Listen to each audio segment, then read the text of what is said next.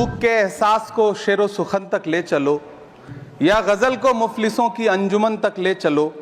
मुझको नज़्मो ज़ब्त की तालीम देना बाद में, पहले अपनी रहबरी को आचरण तक ले चलो। मैं आपसे जानना चाहता हूं कि ये नुक्ता हटा करके आप देवनागरी भाषा को मजबूत कर रहे हैं या उसे कर्कश और कमजोर बना रहे हैं। नदियों को साफ मत करिए, उन्हें गंदा मत होने दीजिए, नदियां अपने आप साफ हो जाएंगी। शांति स्थापित करने के लिए भाषण मत दीजिए, अशांति फैलाना बंद कर दीजिए, शांति अपने आप स्थापित हो जाएगी। इमरान प्रतापगढ़ी,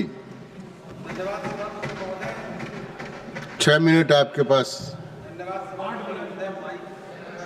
माइक। धन्यवाद सभापति महोदय। भूख के एहसास को शेरो सुखन तक ले चलो, या गजल को मुफलिसों की अंजुमन तक ले चलो।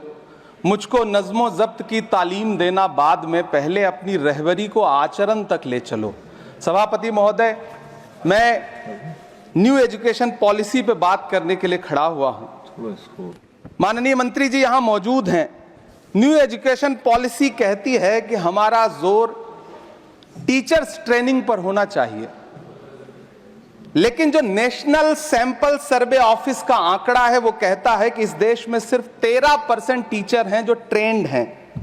तो मैं माननीय मंत्री जी से जानना चाहता हूं कि क्या जो 87% टीचर्स हैं जिन्हें ट्रेनिंग देने की अभी जरूरत है, उनको ट्रेनिंग देने के लिए हमारे पास क्या रोड मैप रहेगा, और क्या हमारे पास इतने बड़े पैमाने पर कॉलेजेस हैं, रिसोर्सेज हैं जिनसे उन्हें ट्रेन किया जा सके।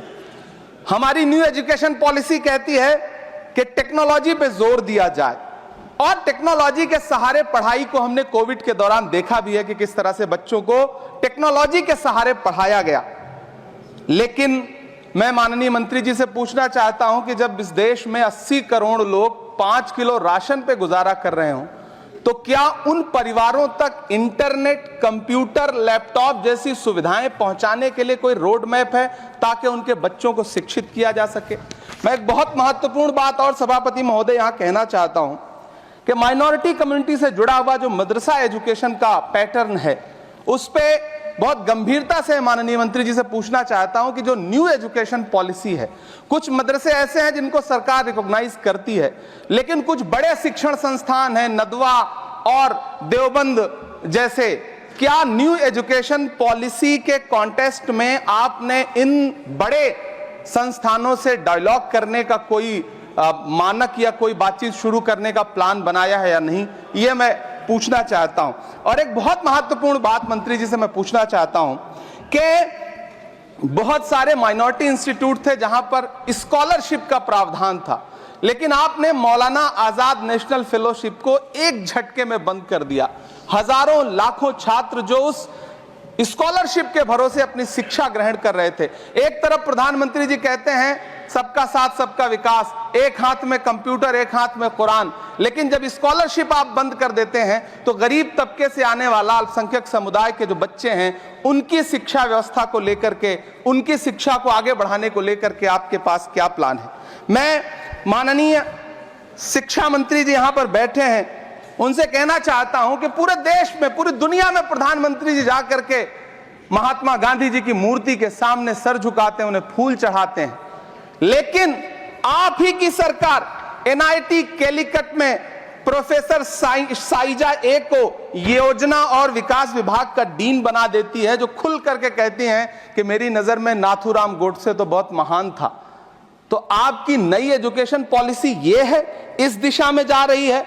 मैं आपके महोदय से, सभापति महोदय, ये कहना चाहता हूं कि किस तरह से एनसीईआरटी की किताबों में सांप्रदायिकता को परोसा जा रहा है। माननीय मंत्री जी, क्या आपके संज्ञान में है कि केंद्रीय हिंदी संस्थान और नीपा जैसे जो संस्थान हैं, उसमें अघोषित तौर पर यह कह दिया गया है कि देवनागरी में लिखते हुए जो नुक्ते लगाए जाते थे, जिनको यह कहा जाता है कि वो उर्दू से आते हैं, उनको अघोषित तौर पर रोक दिया है कि नई छपने वाली किसी भी किताब में नुक्ता नहीं लगाया जाएगा।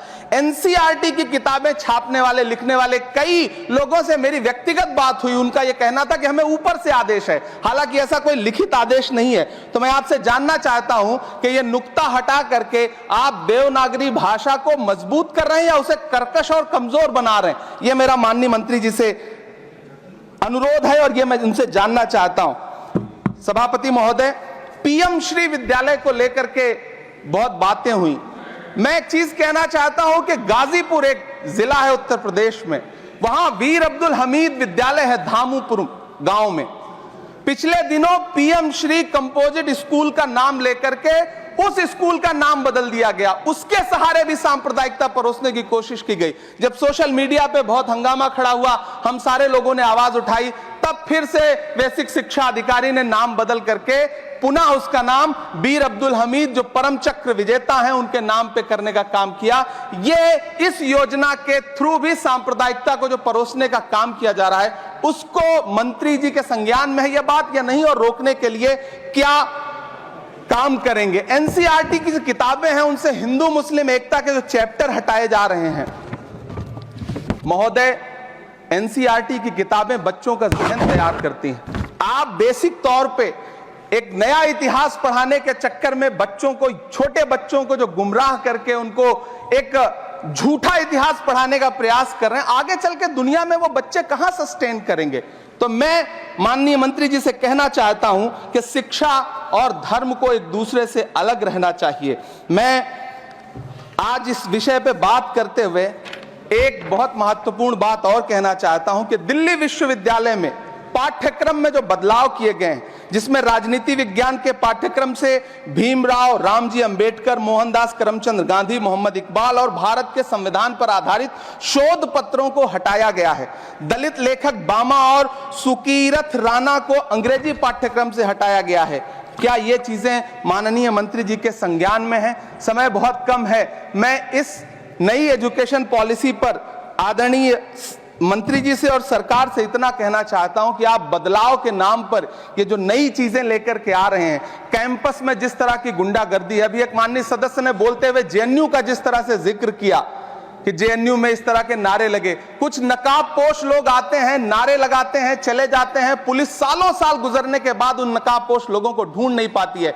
इतने प्रतिष्ठित शिक्षण संस्थानों को बदनाम करने के लिए जो तरीका सरकार इस्तेमाल कर रही है वो बहुत शर्मनाक है। पिछले दिनों एक महिला भी नकाबपोश, जिसने छात्रावास में लाठी बरसाई थी, डंडे चलाए थे, वो आज तक उसकी पहचान नहीं की जा सकी, दिल्ली पुलिस उसे ढूंढ नहीं सकी। जामिया की लाइब्रेरी में जिस तरह से लाठियां बरसाई गई थी, उनके जख्मों के निशान आज तक नहीं सूखे हैं। अलीगढ़ मुस्लिम विश्वविद्यालय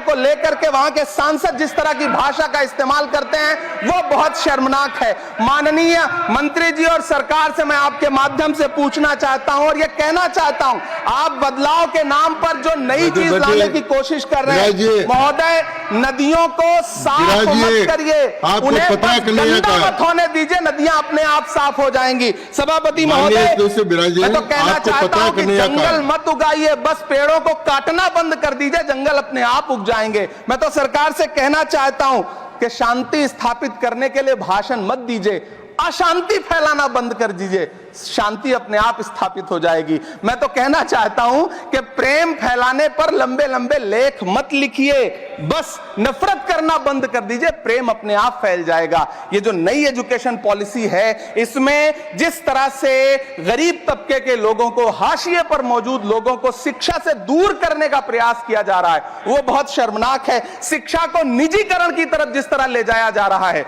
वो बहुत शर्मनाक है। माननीय मंत्री जी इस पर सोचें और इसे सुधार करने का प्रयास करें। इस सदन की तरफ से शायद इससे बेहतर बात, इससे बेहतर सुझाव हम नहीं दे सकते। बहुत बहुत धन्यवाद।